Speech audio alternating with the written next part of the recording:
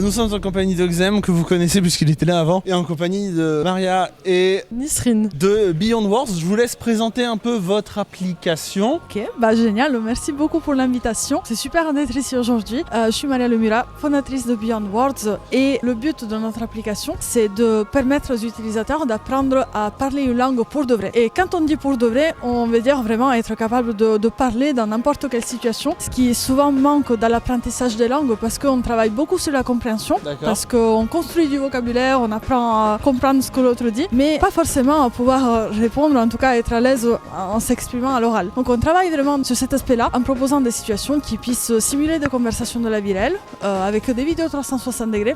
Et avec ça, on intègre une intelligence artificielle qui va lire la production orale de la personne et va fournir un retour sur la qualité de son discours. Ça, pourtant, l'a bloqué. Donc l'intelligence artificielle va venir un peu faire l'interlocuteur d'en face. Pas vraiment, parce que quand on a créé l'application, on avait deux choix, effectivement. On s'était posé la question, est-ce qu'on passe plutôt par des avatars, donc effectivement c'est l'intelligence artificielle qui parle à l'utilisateur, ou est-ce qu'on essaye plutôt d'avoir une expérience plus réaliste avec des vraies personnes de langue maternelle.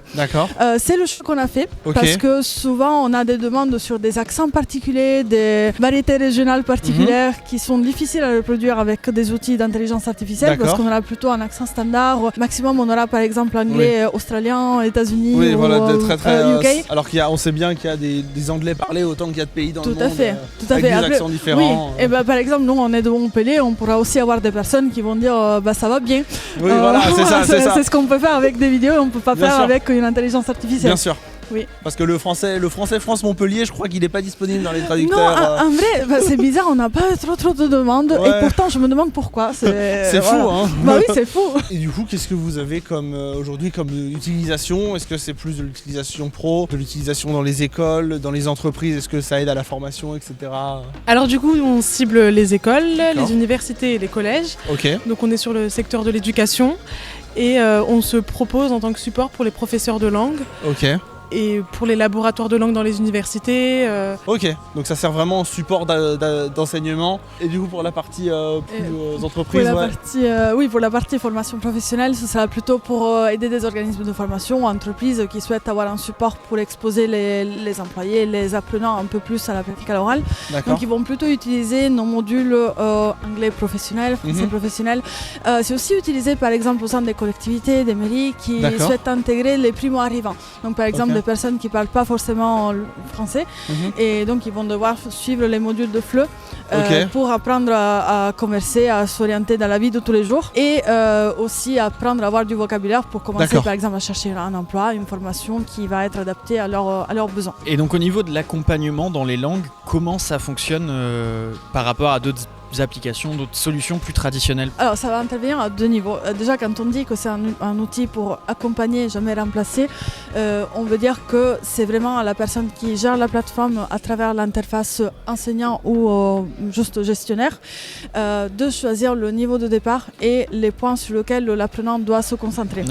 Ça n'arrive pas souvent de pouvoir avoir ce niveau de personnalisation du parcours et pourtant c'est essentiel parce qu'on trouve au sein d'une même classe des personnes qui sont très forts, je reviens à l'anglais mais ça peut être n'importe quelle langue et un peu d'autres qui ont un peu plus de difficultés et pourtant ce sont justement ceux qui auront plus de difficultés qui auront du mal à prendre la parole, à se dire il faut que je parle plus pour m'améliorer. Donc l'enseignant qui connaît ses étudiants et c'est pareil pour les entreprises, il va donner vraiment des activités ciblées pour que ces difficultés soient traitées. C'est très bien parce que ça me fait penser à beaucoup de cas dans les écoles dans l'enseignement plus traditionnel où généralement l'enseignant va enseigner à toute la classe, peu importe le niveau, ce qui va faire que certains élèves vont être perdus. De ce que vous expliquez, ça permet que l'apprentissage s'adapte à la personne, peu importe son niveau et chacun va évoluer à son rythme pour arriver à un réseau final. Ça permet de s'adapter sur les difficultés du coup de chaque élève. Si un professeur voit qu'un élève est en difficulté, Et un point qu'on a remarqué qui est aussi important, c'est de dégager aussi du temps aux enseignants parce que la raison pour laquelle l'enseignant enseigne le même cours à toute la classe, c'est vraiment pour des raisons pratiques. Les classes parfois sont nombreuses, il faut suivre un programme scolaire, atteindre un objectif, donc il n'y a pas forcément le temps de personnaliser le parcours. Donc on met aussi à disposition un algorithme pour les enseignants pour que, en fonction des difficultés de chaque étudiant, il y ait 10 exercices pris par le catalogue qui peuvent être effectués par l'étudiant pour améliorer ses points faibles. Donc si l'enseignant le veut, il peut aussi activer, on va dire, ce mode automatique et l'apprenant va juste avancer à son propre rythme. Mais ça va vraiment dépendre de son approche, de sa pédagogie et de son intérêt aussi, de son objectif. Bien sûr. On a parlé beaucoup pro. Je sais que je vous ai posé la question tout à l'heure, mais le live n'était pas là. Dites-moi. Toute la partie du coup, parce qu'on parle très professionnel, très école, est-ce que vous prévoyez éventuellement, ou vous avez peut-être déjà planifié, une éventuelle sortie grand public, parce qu'on était sur un très bon sujet où forcément tout le monde n'évolue pas au même rythme. Est-ce que ça permettrait du coup aux élèves et aux personnes ayant un niveau plus faible de s'entraîner elles-mêmes, voire même d'apprendre d'autres langages?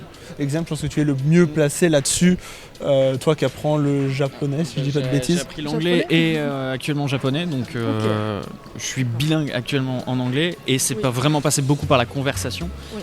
Donc là, au niveau conversationnel, pour des particuliers, est-ce que c'est dans les plans par exemple? Oui, est-ce que c'est dans les plans? C'est la question principale. Dans les plans, oui. Alors, pour que le produit soit adapté au grand public, il faut qu'il y ait un mode complètement automatique. C'est-à-dire qu'il n'y aurait plus l'enseignant à intervenir sur les activités, mais on devrait avoir un test de positionnement initial et on va dire un rangement du parcours en fonction des objectifs de l'apprenant et de son niveau actuel. Bien sûr. C'est quelque chose qu'on peut intégrer, on s'est déjà posé la question et on a commencé à faire des premiers tests, mais c'est pas prévu pour tout de suite. Okay. En fait, pour la petite histoire de Beyond Words, on s'est autofinancé depuis le début, on n'a pas d'investisseurs à bord et on est sur notre première levée de fonds. Donc pour qu'on puisse aussi confirmer l'attraction sur le marché, il faut qu'on continue encore un petit peu sur le B2B et ensuite commencer à faire des pistes de réflexion pour que ça soit vraiment un produit adapté aussi à quelqu'un qui apprend. À tout le monde. Oui. Mais pour le japonais, par contre, on commence à avoir des pistes de réflexion parce que les langues asiatiques, en général, c'est un autre alphabet, donc c'est totalement différent. Oui, tout à fait. Et ça fonctionne souvent par effet boule de neige. On apprend un caractère de base pour ensuite toutes les autres combinaisons pour construire du vocabulaire. Et il faut aussi qu'on aille au Japon pour tourner les vidéos. Bien sûr. Donc voilà, c'est prévu. Trouver un interlocuteur pour vous aider à générer les médias et après entraîner un modèle, j'imagine, pour du coup noter, pour la notation et l'accompagnement. Tout à fait, oui, absolument. Et en fait, les personnes que vous voyez dans les vidéos, ce sont aussi nos créateurs de contenu, c'est-à-dire qu'ils sont des linguistes spécialisés dans la création de vidéos adaptées à l'apprentissage. Donc pour le japonais, justement, ce serait quelqu'un. Il faut trouver à chaque fois, pour chaque langue, j'imagine qu'il faut trouver un intervenant qui est de l'idéal spécialisé dans le milieu. Oui.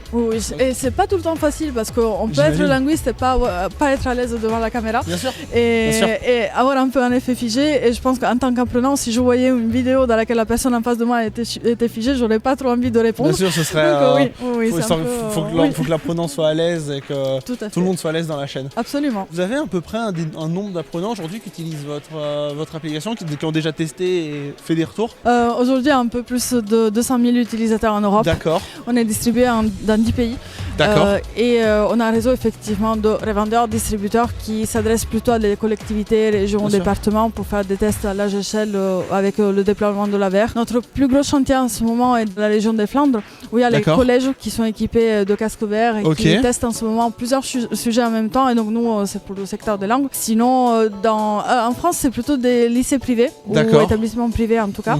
On commence tout juste avec les États-Unis. Le retour a été plutôt positif. On a ajouté plusieurs modules qui n'existaient pas auparavant, surtout concernant l'interface enseignant, par exemple mettre le chronomètre, mettre aussi des dates limites pour qu'il y ait des activités assignées comme évaluation.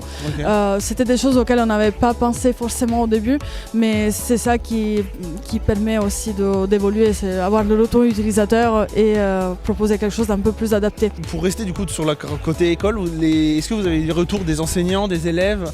Est-ce qu'ils trouvent qu'ils apprennent mieux? Est-ce que au global, est-ce qu'ils sont contents de l'utilisation? Oui, on a une étude en cours faite par l'Université de Toulouse pour mesurer vraiment l'impact que l'application a sur des classes sélectionnées. Nous, on est reconnu en tant que jeune entreprise innovante, donc on a été quand même obligé de faire une étude pour obtenir le statut. Et on observe les données des utilisateurs toutes les semaines pratiquement. Ce qu'on a constaté, c'est que lorsque le temps passé sur l'application est aux alentours de 2 heures par semaine. On a une progression dans 4 mois d'utilisation qui est de 1,5 niveau au-dessus du niveau de départ. Donc si par exemple on a quelqu'un qui est en A1, donc un niveau grand débutant, au bout de 4 mois arrive à avoir un niveau B1.1, donc le seuil du niveau intermédiaire. C'est non négligeable effectivement en considérant qu'il s'agit quand même d'un complément, un support. Oui, donc c'est que ça permet vraiment de booster. On a quand même observé des meilleurs résultats effectivement en utilisant un casque par rapport à un usage 2D. D'accord. Le effet majeur étant vraiment le fait d'être isolé dans l'environnement d'apprentissage. Alors que, tout à fait, le fait de ne pas avoir de distraction et pas avoir de personnes autour qui disent j'ai un accent ou t'as mal prononcé le mot, ça joue beaucoup sur le fait de ne pas avoir peur et vraiment se lancer.